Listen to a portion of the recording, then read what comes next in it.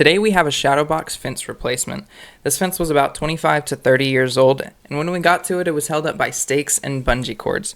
Definitely time to replace this fence. If you're new here, hit that follow button, like, share with your friends, and if you stick around, you'll get to see some satisfying before and after pictures.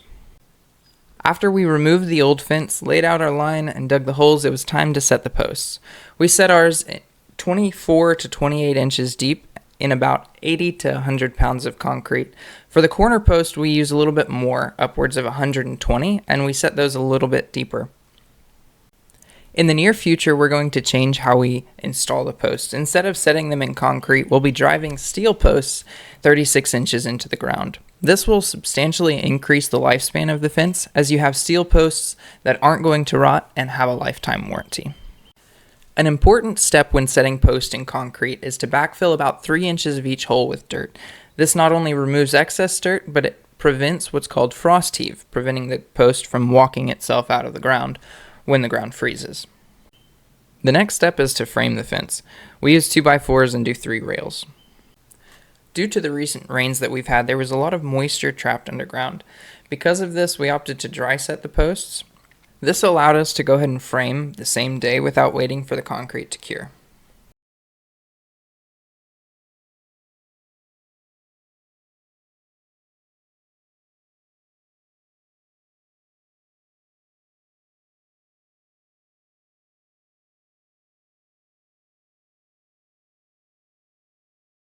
Once we had the fence fully framed, we set pickets around each post to get the spacing for the line pickets.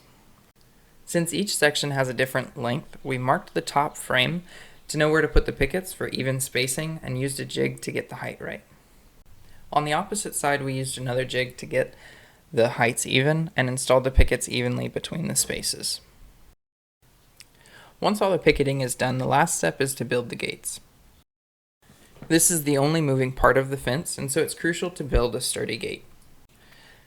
On fences, gates are the number one reason for callbacks, as over time they tend to sag and you can't latch them, and then they become unusable.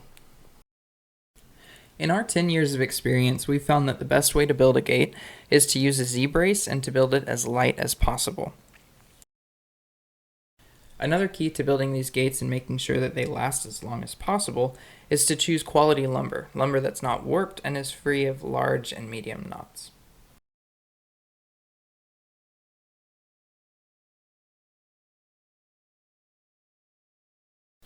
After installing the hinges and the latch and picketing the rest of the gate, the fence is finished. When it was all said and done, this fence took us about 10 hours to complete. Our customer was very pleased with how it turned out, and frankly, I was too.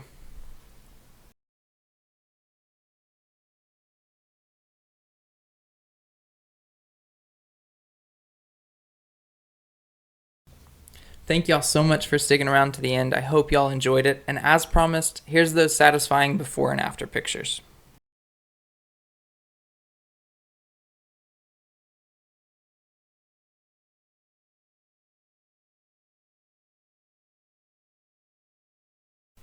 Just look at that transformation. Shadowbox is by far my favorite style of fence, not only to install, but the practicality of it, offering a good deal of privacy, but allowing a gentle breeze to come through. You've made it this far, hit that follow button and join us next time.